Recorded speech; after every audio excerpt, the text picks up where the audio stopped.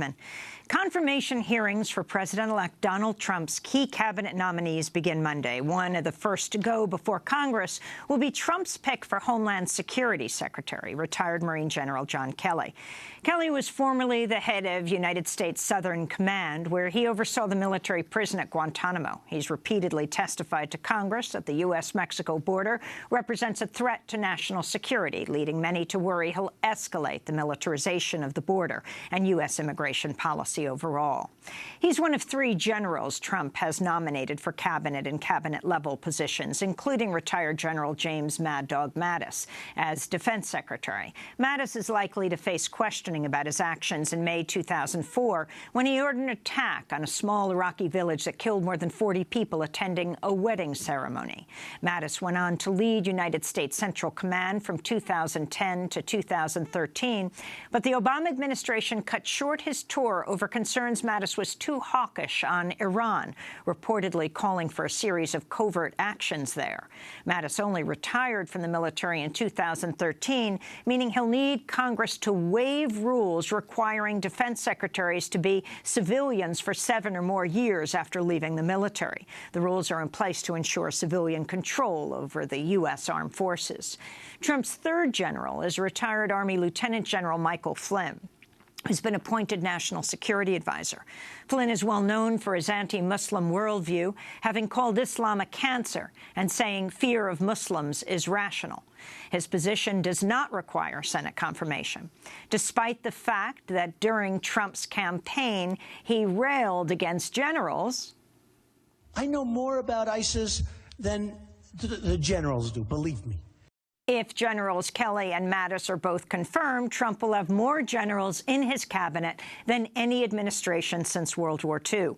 Well, for more on Donald Trump and his generals, we are joined by Gordon Adams, professor emeritus at the School of International Service at American University.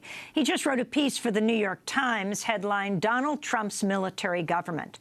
He's also co-editor of the book Mission Creep, the Militarization of U.S. Foreign Policy. Welcome to Democracy Now! Thanks for having me. So talk about Trump's picks, these military generals, and what they mean to you. Well, I think, Amy, the first point to recognize that in the cabinet as a whole, this is not normal.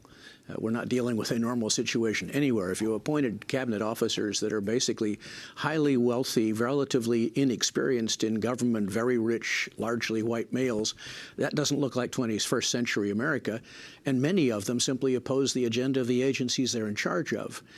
The particular abnormality that we're talking about here is the appointment of 3 generals to of the 5 senior positions in national security and foreign policy: the National Security Advisor, the Secretary of Defense, the Secretary of the Department of Homeland Security, the Office of the Director of National Intelligence, and the Secretary of State. Those are the 5 positions. We almost had 4 because Petraeus was rumored to be a candidate for Secretary of State.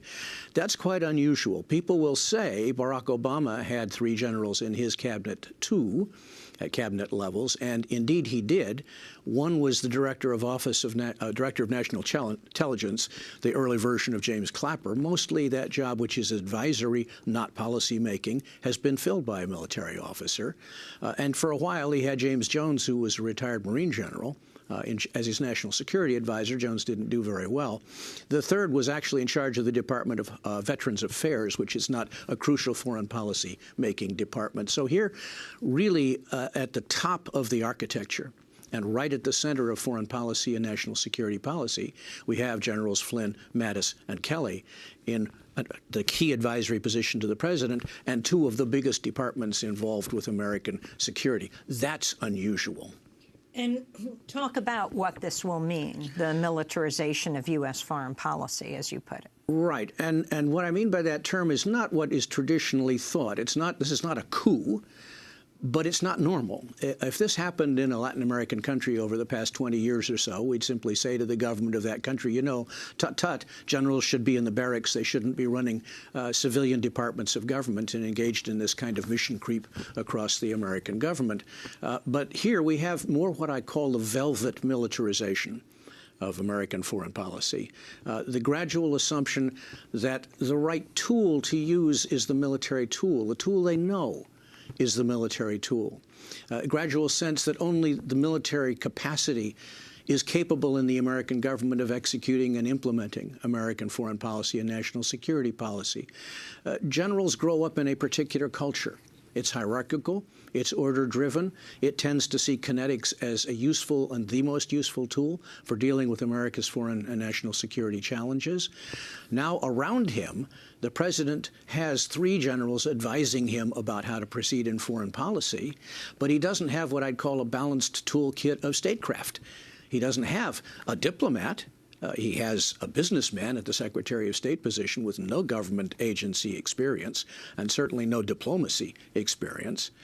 And he has a relatively ineffectual new appointee announced at the Office of the Director of National Intelligence, who is likely to be basically wiped off the face of the earth in intelligence matters by Mike Pompeo, the head of the Central Intelligence Agency, a fight that Leon Panetta and Denny Blair had 8 years ago, in which Leon Panetta won as the head of the CIA. So we don't have balanced statecraft. The advice is biased, as it were, towards the kinetic instrument. And explain kinetic. Kinetic means going to war, deterring and fighting, basically, the combat and deterrence missions of the military. That orients a foreign policy in a particular way towards combatant operations, towards giving the military capability to undertake tasks. That's the velvet militarization, is who does the job. So I want to talk specifically about who is about to be go before the Senate. As head of U.S. Southern Command, General Kelly was responsible for Guantanamo prison. He differed with Obama on many key policy positions, including whether to close Guantanamo. In an interview with Defense One, Kelly disputed the argument that Guantanamo is as a recruiting tool for terrorists, saying, quote, bombing the living out of ISIS in Iraq and Afghanistan, Syria, that would maybe irritate them more than the fact we have Guantanamo open. This is General Kelly talking about Guantanamo last year. Because of the nature of the detention, DOD has to continue guarding them.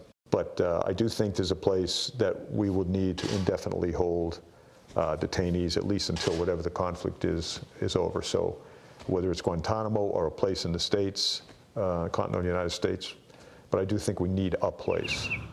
That's General Kelly.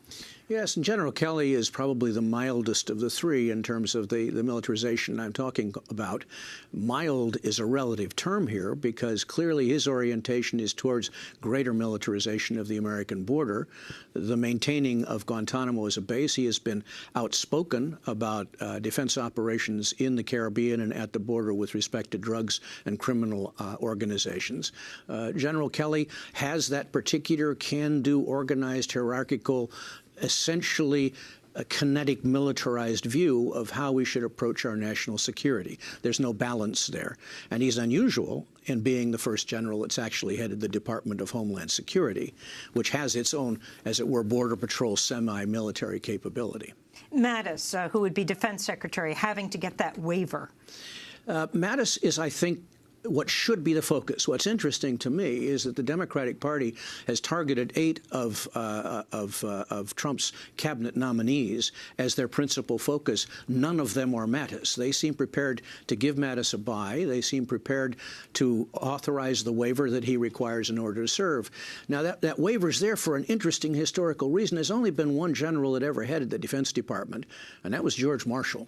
That was back in 1950. He was Secretary of Defense for 1 year, and the waiver law was written with language in the statute that basically said this is intended to be a one-time exception, because those who wrote the original national security state origins knew that it was ill-advised. It was a question of civilian control to have somebody as the civilian secretary in the Department of Defense.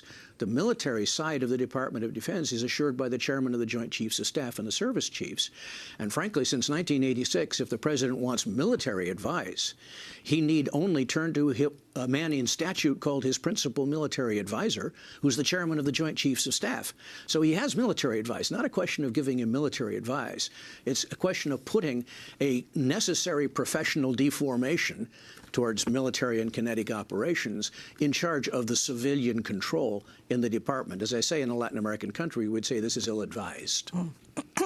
Now, I think General Flynn will be with Trump today as he gets briefed. He doesn't need approval. He's one of the ones who pushed the idea of the child sex trafficking ring that he said Hillary Clinton was involved with and that she had declared war on the Catholic Church. We just have 15 seconds. Yeah, General Flynn is not Security unusual Advisor. because we've had Colin Powell, Brent Scowcroft as national security advisors. Not unusual to have a military person. He just seems temperamentally ill-suited to a job, which is to arrange the options for the president and give a relatively neutral array of choices to the commander-in-chief. We'll leave it there.